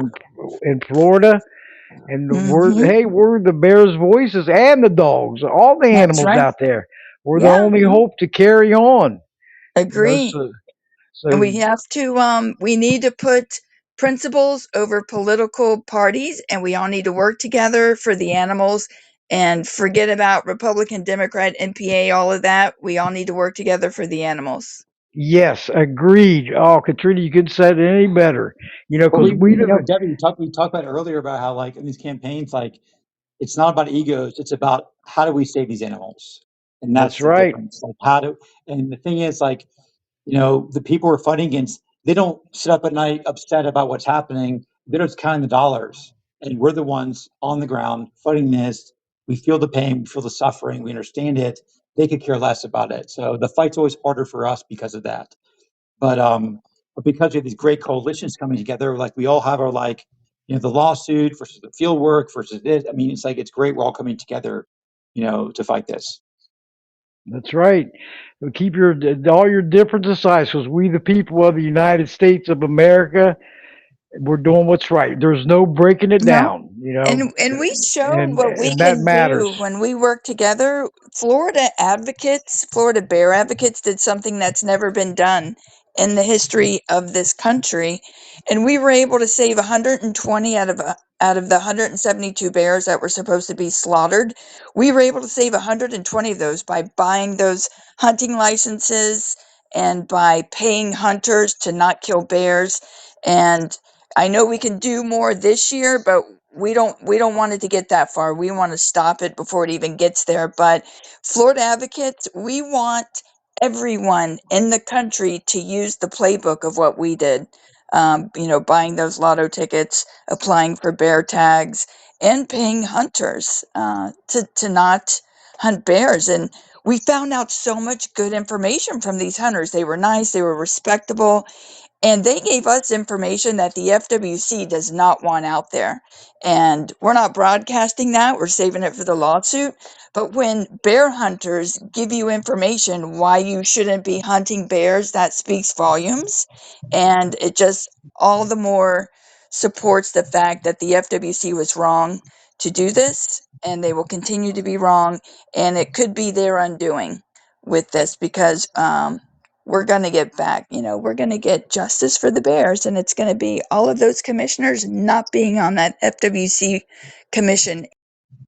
That's right. But, It's you know, not fair. It's let me, unjustifiable. Oh, go ahead. I'm sorry, Adam. Go ahead. no, no, no. Let me back up because Sharon's point is like, doing the work I do, the field work, I deal with a lot of like still hunters. Like they don't like use dogs to hunt. And so I've kind of immersed myself in these hunting communities. And a lot of these people, one, they don't like dog hunting, and two, they're opposed to bear hunting. There's a lot of people, a lot of hunters that completely can't stand this. And it's like it makes all of them look bad because like the bad actors are the hounders and the bear hunters. So this is a very unpopular topic, and the reason it's got so far along is because like Gary Lester, you have these like you know these developers on the commission. They like I said earlier in the broadcast, they should not like Gary Lester should not be anywhere near a wildlife commission. This is like the anti-Christ for wildlife commissioners. Like develop, develop, develop. And why should he be deciding rules about hunting anything? He has no biology degree, unless I'm wrong. Does he have a biology degree somewhere? No. No. But so, all of us working together, doing our piece of the pie, like, we can make a huge difference in this. But it's definitely a long road. It's definitely stuff. That's right. Doing what's right. And hey, hey, we're rocking the airways for the animals. Okay, I'm just letting you know it. Put your seatbelts on. It's rocking. And his voice is Carrie Pereira's podcast. I mean, not to be bragging, but it rocks the airways. I mean, it's just wonderful. And it's not just not me. It's all the amazing guests and the callers and the listeners. It's what it takes. I can't do it by myself. It takes all of you. And then I can't thank all of you enough for always being there. So once Well, Debbie, this, you gave us a platform to talk, and that's a huge thing because, like, I'm not gonna sit there and like make a podcast. Like when you field work, it's like you almost get tunnel vision in field work. All your cameras, your drones, setting up cellular trail cams, and then the lawsuit with Katrina and Bear Wars United. Like we're all like in our own corners, but fighting together. And you that's kind of right. bring us together to get the information out there. So I appreciate the work you're doing. Hey, anytime. Hey, always my pleasure. Truly welcome. Because I'll always be with all of you. Standing with you, not sitting down, but standing with you. And the more exposure about this, the better. And that's what it takes. Educate. Don't discriminate, but educate and know what's going on behind the scenes, and see if you like it, and most likely you won't. And do something about it. Help all of us out, working together, coming together as one. Power in numbers. You know, get it out there on social media because that's a landing strip for all of us. You know, I mean, just like I wanted to give a shout out to Grizzly Bear 399 Legacy of More. I sent them a link to the promo on this show, and they shared it on their page. And that wonderful fans of animal rights I have access to. And that they have, 164,000 followers. And I give them a thank you to that. That's what I call teamwork. And thank you for all of you sharing it too. On bear defenders and one protest. I mean, this is huge. Even on X, all the ones I have a big tablet and I tag a lot because all these shows are archived. So not everybody's on social media at the same time and days. So I'll get notifications being shared through the weekend and everything. Isn't that wonderful? I love it. So, and that's the next new podcast will be doing the same thing. So please, keep working together. And Katrina and Kate and Adam, all of you rock. I look at it and I say, wow, all you're doing, all of you are amazing. And I know that, you're the recognition. I give you all a standing ovation. And so does all the listeners and the callers out there. Because thank you for all what you're doing, you know. Thank you for having us. And by the way, speaking of Adam and defenders, has everyone on this call signed his petition? Because we are going to be using that in court to prove how the vast majority of the public opposes this. I don't think I've ever seen a petition with so many signatures. I think last time I checked, it was like 88,000 signatures against the Florida bear hunt. So if you haven't signed it, Adam can provide the link. But we want to show the court, hey, here's 88,000 people signing this that are opposed to it. Normally you'll get 2 or 3, maybe 4 or 5,000 tops. But this is widely opposed, and I think this is the year we're going to make huge headway in permanent protections for the Florida black bears. We're going to put that out into the universe.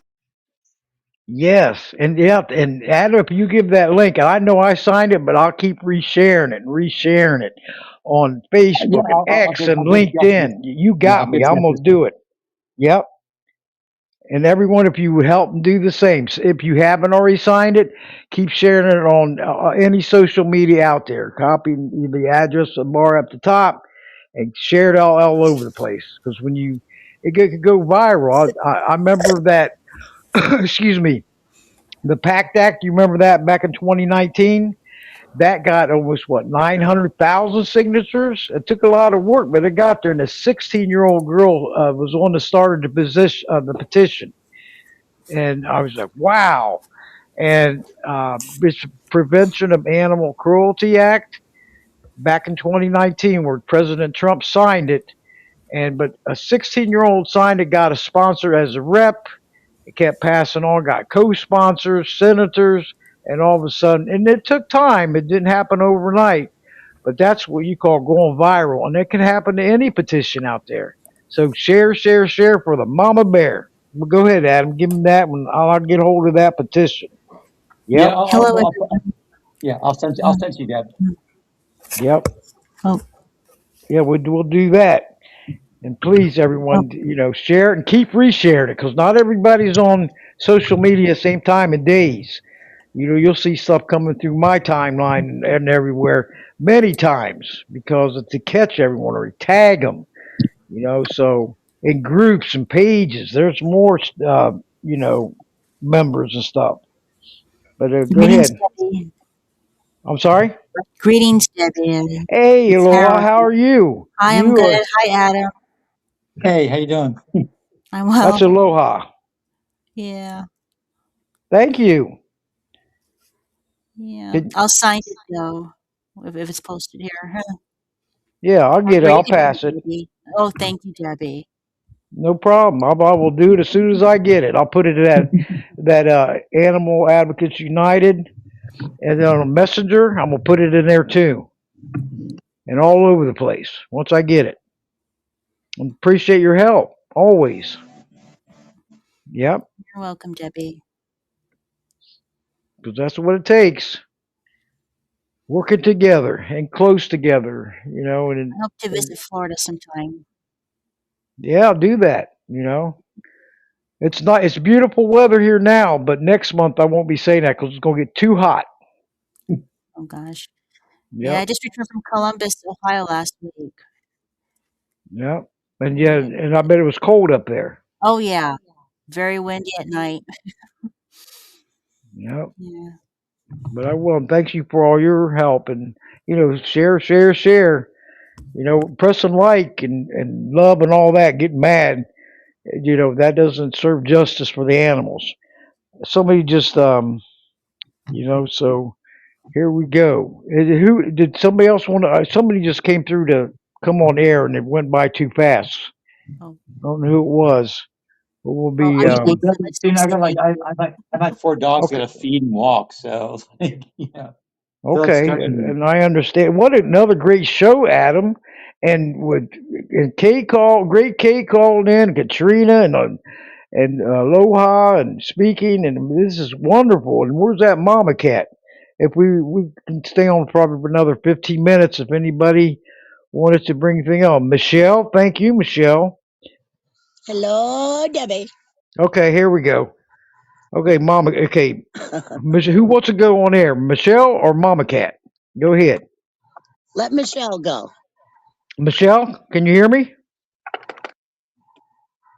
I think it said invite. Okay, it said it's ended. Okay, but go ahead, Mama Cat, till I see what's going on. Because maybe she fell off the boat. I don't know. Might have Have to to get send her. another life back. I might have That's to get it. another lifeboat. I don't Can you know. hear me? How you doing, Mama Cat? She's Thank another former you. guest. Everyone, the Mama Cat takes care of 90. Well, it used to be 125 colony cats out there in Colorado. Now it's down to 90. So she keeps them all nice and warm in the wintertime. And thank you, Aloha. But go ahead, Mama Cat. I just wanted to jump in real quick before Adam leaves and tell him hello and thank you for all his hard work.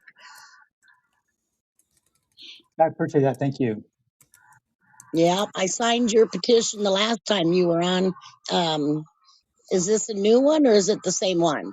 It might be the same one. So yeah, it's the same one we've been building up to stop the bear hunting. So you probably already signed it, knowing you. Yeah. Oh yeah, Well, I I think. I wanted to tell just a quick story. You mentioned something about using drones while you were investigating all this bear hunt stuff, and my son, his birthday was just the 22nd, and he took once a year he takes a trip all for himself, and he went up towards Moab. But before he got there, he stopped overnight near a what was it called, wilderness area, and he's got a really expensive bigger drone, and he was flying it around looking to see what was in the area, and actually busted 5 hunters going into the wilderness area on like a remote backside, hunting elk up there, which is highly illegal. First of all, it's not elk hunting season, it's turkey season, but the wilderness area is completely off limits to that. And so he made a couple phone calls and actually sat there with his drone in the air and filmed him getting busted, which made him feel really good. That is effing awesome. I love that story. Thank you for sharing. No, Yep. Oh that's yeah. great. That's awesome. Good for Yeah, they him. come in handy. Oh yeah. No, especially that, like you called him at the right time, got the enforcement, which is like, that's perfect. Drones have of great use for that stuff. And, pat him on the back for me because that's awesome. Yeah. I you know, I never could understand why he wanted to pay so much money for a toy. I call it his toy. Boys and their toys, but it's really come in handy for him several different times. This time with the elk, saving the elk. Um, but he caught some people that were four-wheeling and their Jeep rolled over down the side of a mountain, and they were stranded up there for 2 days, and he actually saw them up there and drove his four-wheeler up to the area and helped them get out. He didn't get their truck out, but he got the people out, so. That's awesome. Like, yeah, the drones have a great, utility in, doing what you're talking about, but also like, exposing like unethical hunting practices, Yeah. and saving people. Like I had one person, one of my yoga teachers was telling me that like, because I have very high end thermal drones. Like the one drone I have is like worth like, a very expensive high end like professional drone. And someone had used the same drone I had to like, someone had lost their pet and they used a drone like the one I have to find somebody's pet. So that's something I can do. So like if someone loses their pet, like I can like do thermal droning and find somebody's pet in the woods. So, they have such a great use these days. Yeah. And up here in the mountains, we have a lot of people that come from just everywhere. And occasionally they'll lose their animals up there. Their dogs will run Yeah. off, and, Yeah. and the search and rescue utilizes drones heavily.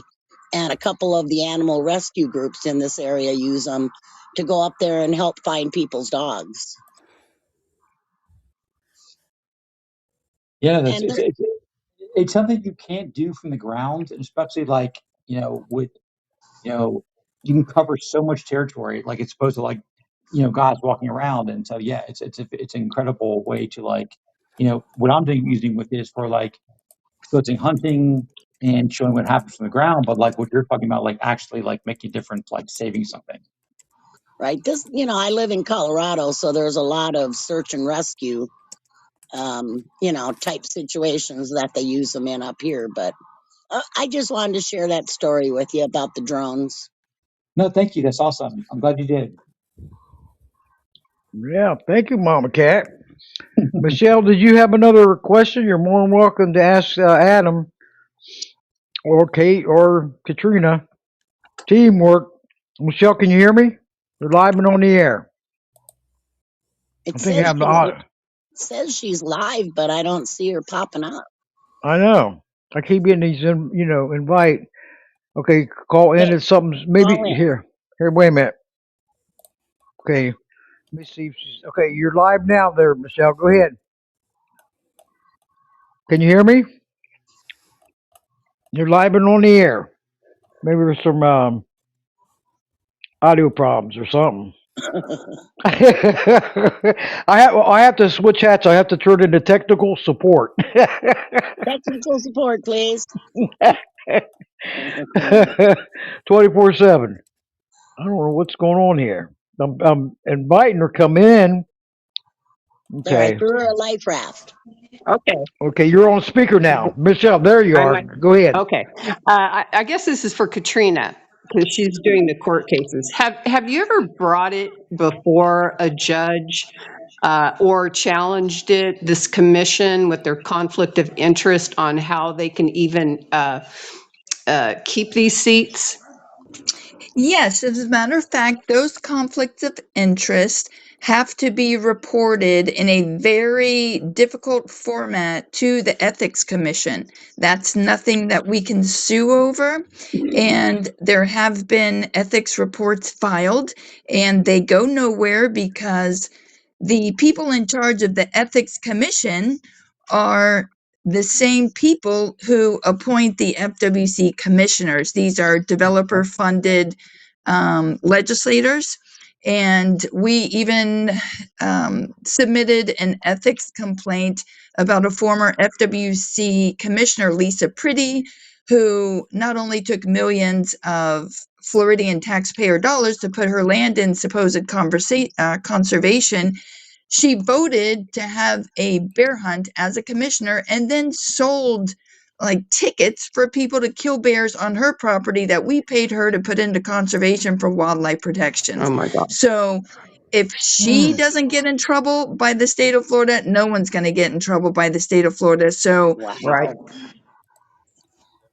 Thank you. that's pretty corrupt. Whoa, that Yeah. is real governor corrupt. who is committed to reforming the FWC because it's the governor that appoints the commissioners. And like I said, we have one governor that's said he will start reforming the FWC on day one if he's elected. And he's also vehemently opposed to the bear hunt. So that's how we get change in that arena. We can't sue on ethics. We can sue for the FWC violating their constitutional duty to protect wildlife. We can sue them for not using science to make the vote to, have or not have a bear hunt. So that's what we're suing them on. We're suing them on, also they ignored the public interest. Their own polls show that 75 to 80% of Floridians that the FWC polled are against the hunt. So they made enough mistakes in that part for us to sue them for those things. But the conflicts of interest, unfortunately, we cannot sue them.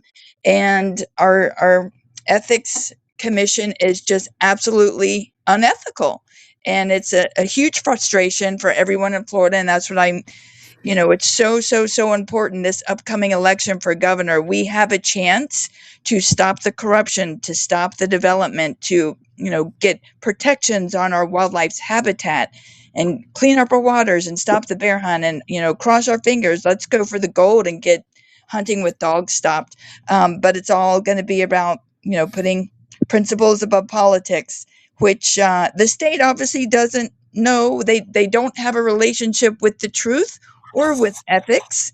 And hopefully we can change that. We can get some good people in, but we would love to sue them.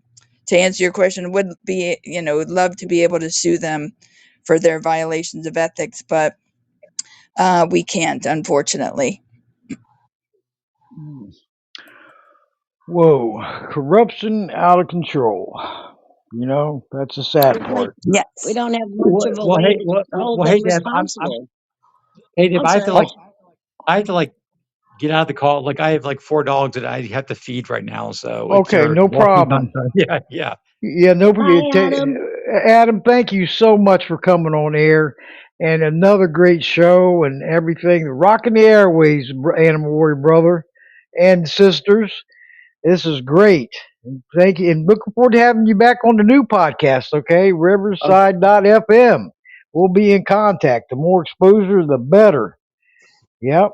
But go ahead and take care of your furry loved ones. They mean so much. Totally understand. A great show, like I said, and everyone that's in the chat room, follow the Voices Care for Animals podcast. It's only going to be 3 more shows and then I'll be in on May 14th. Okay, and then I'll be coming back on air June the 4th on the new podcast, Riverside.fm. So looking forward to that. But thank you, Adam, and you have a wonderful and peaceful evening. And Katrina, you do the same. And thank you for coming on air and joining in. Sure thing. And Oh, Kate, and hey, great Deb. Kate McFall, yes, all 3 of you, 3 For sure. powerhouse organizations. Can't thank all you enough. I think we did surprise Adam, which is a plus. Yay. That's Well, awesome. I that's love good. it. I love it. I know. I knew. I told him I go. He would love that. It cheer you up and everything. And I sent hey, teamwork. It means so much when we all work together. Hey, But Deb, but before we sign off, if anyone is in Florida, specifically Lake County, which is the center part, on May 21st, we're going to attend the trial of a man who trespassed into his neighbor's property, who is a bear lover, to shoot a mother bear that was in her yard. He shot the mother bear in the face. oh And the FWC was called. They had to come out and euthanize her because she was in really, really bad shape, a lot of pain and suffering that they couldn't fix her. They left oh her cub abandoned. They were able to catch the cub, and he's being rehabbed at the Brevard County Zoo. But this guy is a licensed pilot, and after his trial, he's supposed to fly out to Alaska and have tours for people who want to hunt and kill bears. So we want to make what sure that not only he gets found guilty, that he gets put in jail, and we want his license, his pilot license revoked.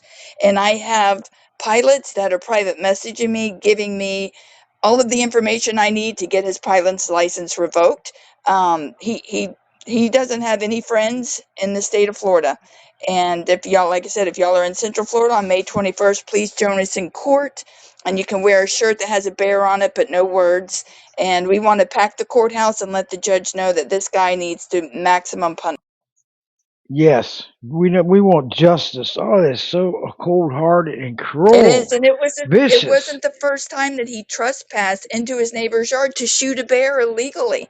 So Mm, yeah, so these criminals are getting released and not getting enough punishment to stop them from doing it. But this guy's bad news. So, like I said, spread the word. If you know anyone on May 21st that can meet us in Lake County, join us in court, and let's get justice for that mom. that's right. Absolutely. Hey, justice, please. I'm And there in I'll spirit. be passing that too. When you said May 21st, I'll come. Bear Warriors United, everyone, check them out. Also on Facebook website, how you can get involved, get the word out. They need all of our support. Let's pack that courtroom. Justice for that mama bear. Exactly. Whoa. And we're going to be writing the judge as well. I'll post the judge's information. We're going to write polite letters to the judge asking for the maximum penalties for this guy. His name is James Goodspeed. Oh, I've heard Good. about him. Oh, sorry. So cruel. I mean, Excuse that's me. heartless. I mean, you know, Mama Bear didn't stand a chance. And then they got sickening. But you got my, I'll be helping out, Thank okay? you. I will Appreciate it. definitely be helping out. Thank you very much. And the petition for Adam. I'll be getting that out probably tomorrow, all over and throughout the weekend, get more signatures. Blast off, okay? Awesome. That's Thank what we'll you. do. Thanks, Deb. Yes. Hey, Deb, I'm gonna cut out. Like the knaves are restless here. They need to eat. Okay. Yeah. I'm gonna start eating your legs. That's it. Bye, I Adam. know. Have a good Bye, night, Adam, and Christina. you have a Good night, nice and Deb. Have a peaceful good evening, night. okay? Poor dogs. I'm gonna start eating them. You better hurry up. I know. Remember when Jeff was on I with do. the Penny Rescue? Has 8 pit bulls, and I asked him, "Does he have any pit bull puppies?" And he said, "No, that's too much work." And he has 5 parrots, and then the one parrot bit the pit bull, right? And so Yeah. all 8 pit bulls were afraid of this 5 pound parrot, and even he is. I can take it. But anyway, however, all you listeners out there help out. Hey, action takers, we need you. Okay, press and and good night, Miss Sean. Thank you for all coming on there. Everything, Good night, Aloha and Michelle. Mama Cat and Thank you, Debbie. Lisa and Katrina and Great Kate. This has been another great show. Wow, a lot of great information. So they're all archived. You go back and listen to them anytime, 365 days a year. Once it gets downloaded and published, you'll get a notification, all followers, that the episode has been published. Okay. And then on Thursdays, that you will get notified when the live cast is starting up. Click join, and you'll automatically be in the live studio chat room. And also, if you ever want to get on, there are also Podbean podcast app. There's a live link, and you press that, scroll down, and search for Voices Carry for Animals. It's all the shows that's going live at 7 o'clock, and just press that, and you'll also be in the live chat room. Isn't that wonderful? And I Hey, believe, Debbie, yes. do you know, did she say if there was a petition or anything to sign for that judge for the May 21st hearing? She might. Katrina, is there a petition out there? Are you still there? Yes, I'm Because we here. can, if there. There's no petition. We have to write individual letters to the Okay, judge. They don't do petitions, and I'll have that email address. It's actually going to be sent to the judge's assistant, and then the judge's assistant puts our letters in the file. The judge will read them all, but he can never comment on them or right. issue a response. But they do read them, and it does make a huge difference. We've done this in other bear killing cases. So the more people, and like I said, they have to be really, really polite. And the one thing we don't say is do the right thing. because it's assumed that a judge does the right thing anyway. So having us say do the right thing is kind of they consider it to Yep, be disrespectful. So we yep. have to be, this is, just state the facts. Please issue the maximum fines and penalties for this person to make sure they don't repeat this horrendous, painful, something like that. But whatever you And you said he had been busted for the same thing before, right? Uh-oh. Where'd she go? Uh-oh, I think she fell off the boat. Damn, I'm out of life rafts. You're you're gonna have to get some spares. I think so. I believe she did I'm, say that he had done that before. Okay, I wasn't sure. Yes, I didn't he want to did. include something in. He tried to shoot bears before, and this Oh, neighbor of his that he trespassed into her property, she's not physically well, and so she was in the hospital after this, like the stress and the heartbreak. She knew this mama bear and the baby. She loved Oh, these bears. The whole neighborhood knew this mama and the baby. And oh, this huh. woman, she's already physically ailing, and it took a toll on her, and she ended up in the hospital for a long time after this, Aw. after he did that. All right, I just wanted to have a little bit extra info to personalize my letter.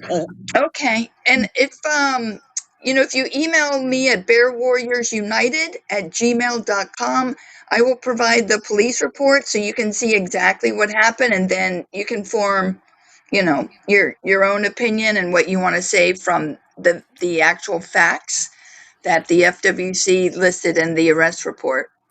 Okay, bearwarriors@gmail.com, you said? Close. Bear Warriors United. Oh, okay, gotcha. Yeah, at gmail.com, and just shoot me an email and go, hey, send me all the docs for the James Goodspeed case, and I'll send that over. All right, thank you. Awesome. Thank you. awesome. Yes, and I want to thank my mother, Pat Dahmer, also listening in, aka Moose. You don't look like a moose, but I love her to death. Beautiful woman inside and out. And Darla, thank you. Does anybody? We're going. It's going to be shutting down here pretty like 5 minutes. Another great show. Wow, this has been amazing. Katrina and Adam and oh my goodness, Kate and great Kate McFall, working together, and I'll be sharing that petition, getting that information out, Katrina, for the write them letters to the judge. We are strength in numbers, power in numbers, right, Mama Cat? That's right. Yep, and aloha, thank you too, and Lisa. Hey, take care of them hands, Lisa. Want to see you better. You know, I will. I'm trying. that is too much. You told me that message, and I went, what? But you take it easy, R&R, But I can't thank all of you for tuning in this evening. Next week we'll be having John Oberg, and I'm gonna welcome him back. He was on Blog Talk Radio before I was my guest, and he is a advocate, speaker, and protector. Okay, and out there speaking, for the animals and helping them out as much as he can. But want to welcome him back to Podbean podcast app and player. Animal warriors are united in force. Yes, amen, Lisa. That is so true. But hope you Amen. join us next Thursday, 7 o'clock Eastern, 6 o'clock Central, 5 o'clock Mountain, and 4 o'clock Pacific. Listen in worldwide, making voices heard worldwide, everyone. So please tune in, get the word out, share these shows, and get the educate out there, bringing the awareness, the information, what's going on behind the scenes, okay? The truth and reality. No sugarcoating it, no beating around the bush, no hiding it. It needs to be exposed, okay? But I want to thank you all. And Mama Cat, are you ready to rock and roll? I'm always ready to rock and roll. Meow. And Paw are you? in hand, united we stand against all animal cruelty and neglect across the land. And there's a bunch. Good night, everybody. Have a great weekend. Night. Thank you. Yes, and good night, everyone. Thanks for joining us, tuning in. Another great show, and can't thank all you enough. And hope you tune in next week, okay? And I'll be passing if you want to follow me on Facebook or my Voices Carry for Animals podcast. Facebook page or Voices Carry for Animals support group on Facebook, and also voicescarryforanimals.com. You can subscribe free on there, and also the PPJ Gazette, and that's ppjg.wordpress.com. Now, the shows is going to be out there after the show, 28 podcast websites, okay, 2 YouTube channels, and the word's going to be spreading. But You're thank you everywhere. all You're for. everywhere. Yes. The mama bear is everywhere. Hey, catch me if you can, okay? But I'm everybody not have a going to try nice. Everybody have a night. I seen Big Buford come through the show earlier, that. aka Photo Bomber, in the chat room.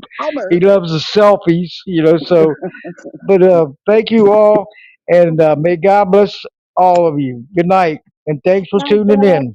Good night. Good night, Moon. Mighty Mama. Be safe. Night, everyone. Yeah, we can do it.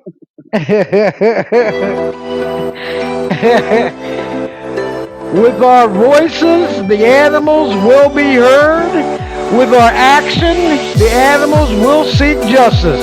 Good night, everyone. Hope you tune in next week. Thanks for joining us.